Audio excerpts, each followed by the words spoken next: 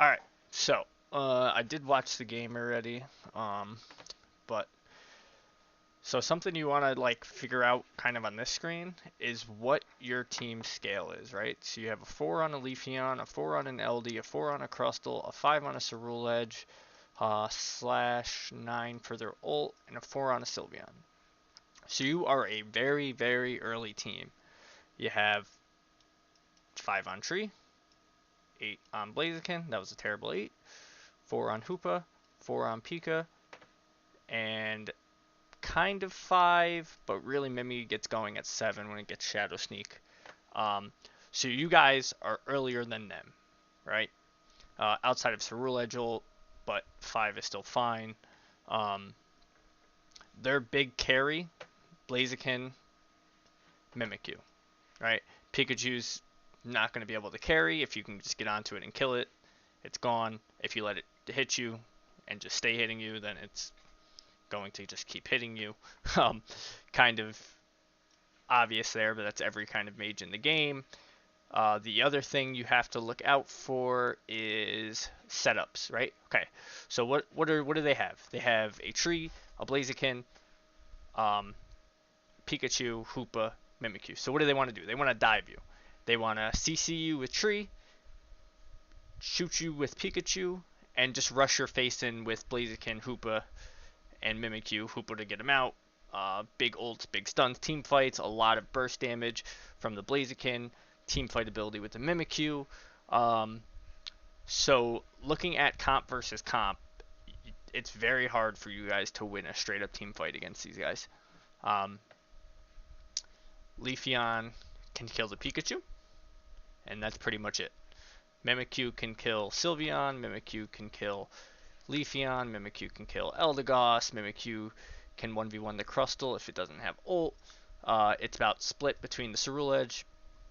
Blaziken wins the 1v1, Blaziken wins the 1v1, Blaziken wins the 1v1, Blaziken wins the 1v1.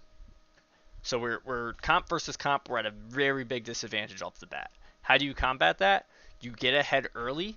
You keep them behind all game to where they can't hit their scales and actually fight you. Which I'll show you a little bit in the beginning on what I mean by that.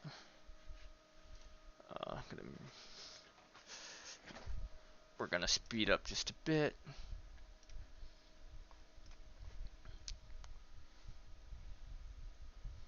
Okay, so you go for the clear. So right here, the Sylveon play should have been the correct play. We should have had Sylveon get blue buff, Crustle probably help, Leafeon go straight top. Okay, the amount of pressure that you're going to put on that Blaziken and help your Cerule Edge to actually hit their levels is insurmountable. Instead, let's see what you do.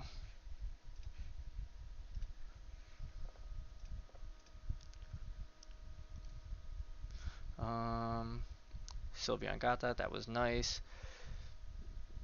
Neither one of you have really strong lanes, except if you were a Sylveon right here, you guys could be pressuring onto them, right? They have a level 3 Pikachu, you're a Sylveon, you just steamroll the lane. Then that gets you Crustle. That helps you keep the tree from becoming a tree a lot longer. But because we opted for the other way, we don't get any of that value.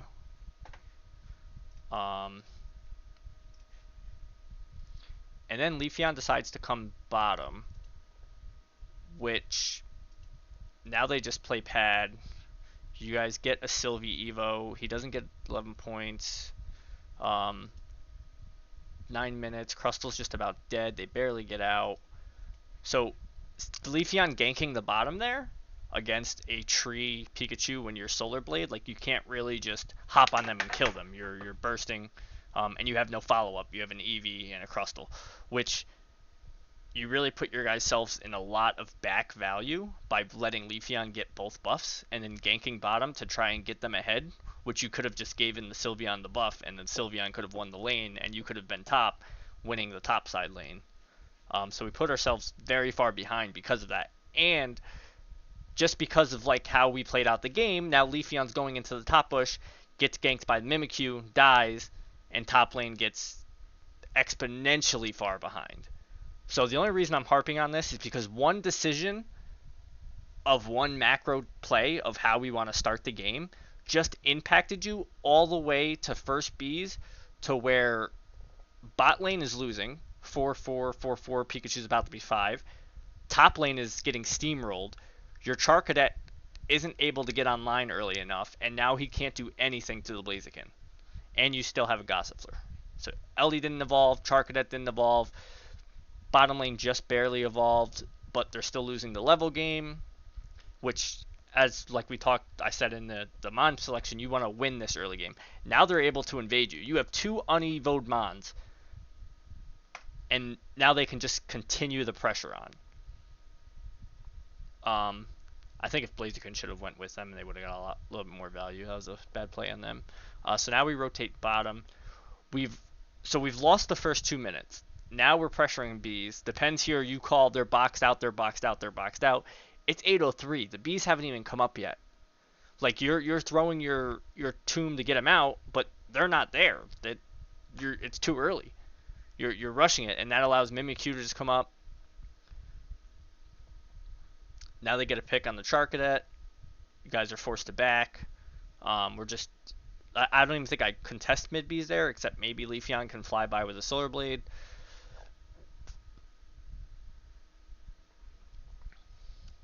I like you playing on their side. I like you getting vision. They're pushing top. I can't really see what happens here, unfortunately. We lose the pad. They're so far ahead right now. Depends. You should learn how to pause every once in a while to check kind of the level state of the game to see where exactly we are.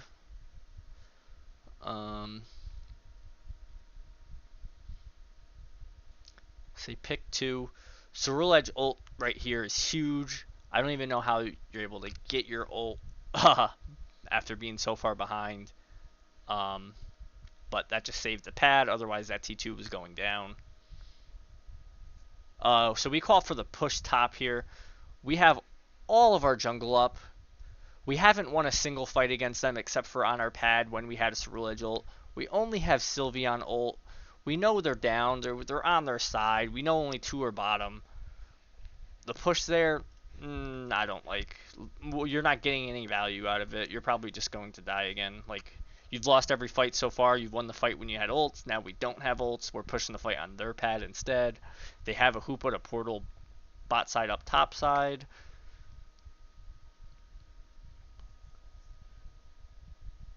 Yeah, and then we all just die. Sylveon barely gets out. You have to look at... So it's really hard for people to kind of understand. Like, they feel so far behind that they have to force a pad, force a fight, force whatever they want. But when you're in this type of situation, and this is really hard. I don't know why a lot of people struggle with it, right? They own this side of the map, right? So they don't have any farm here. They don't have any farm here. They have farm here, and that's it. And then contesting down here, but it's a 2v2. If they all rush pad, then you guys can help. Where we can be getting all of our farm, and we can be getting bigger, and we can be catching up to them scaling. To them when they go to push that pad, we're in position and we can collapse on them, and we can get picks. And if we're up here and we see them 5 here, we can then go to cap and then come bottom. Like, there's so much more plays than just, okay, let me just rush the pad and then let me rush the pad again.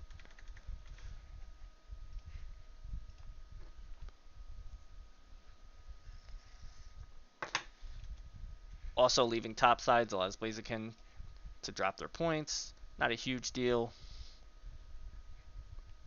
We get the Lecky, right? Or we get the Reggie, but we don't need the Reggie. We have 3 Audinos up. We can just go split the Audinos and get the same EXP. But now we lost a pad. We lost a fight. They're catching up on experience. Again, we have all of our yellow dots up. We haven't beat them in a team fight yet, and we're going back in and then back in.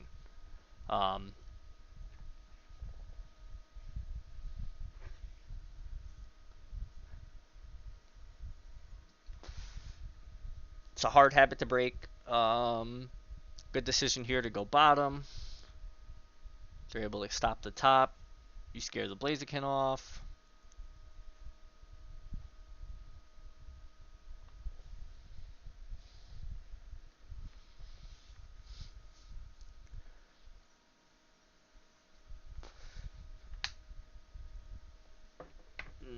I don't know what you were doing there, but I mean, you got vision.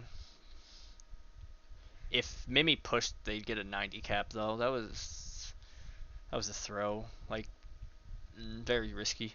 And again, we just all decided to barrel top to try to get scores in. The scores doesn't change the game state. We're down by too much. If anything, you just wait till double points and get a sneaky cap. Oh, I want to go over this in 1x speed.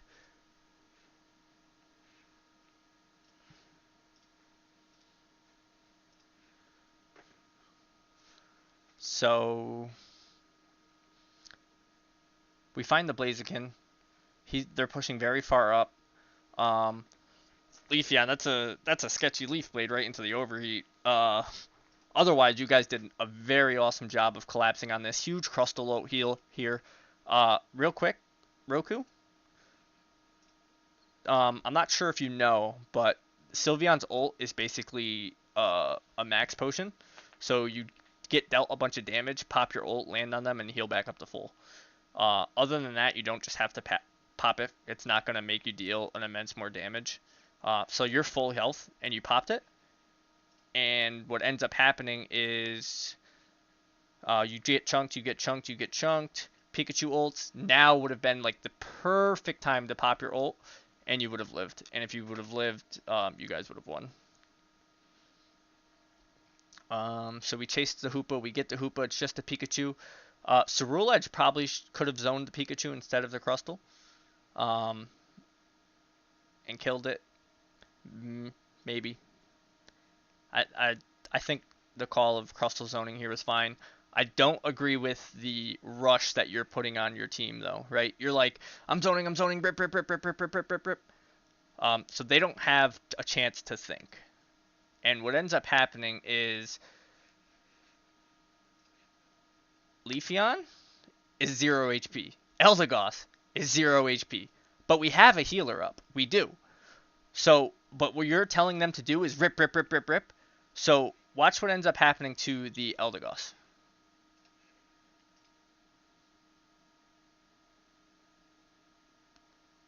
They go into the Ray, because rip, rip, rip, rip, rip, we gotta go, and they die. All we had to do, pop a Pollen Puff, heal the Leaf, heal the Eldy, so Rule Edge starting the rip. Now Leaf has a little bit more ability to grant its boosted auto up, a little bit more calm to get the big Solar Blade secure. You have Rock Tomb up, and Pikachu just walks. Like, if you Rock Tomb right here, they have no way to get over the wall. They can't get in. We get a free Rayquaza. Instead, we go up. Oh my God, Leaf, you're charging. Why are you charging? You gotta prep your boosted. Oh, you always have to prep your boosted on secures. The one trick, one tap. That's sad. But it wasn't the Leaf's fault. That we had misplays on LD. We had misplays on Crustal. We had misplays on Sylveon. I didn't see any misplays on Cerule Edge, but I'm sure there were some. But yeah. Okay, now on to game 2.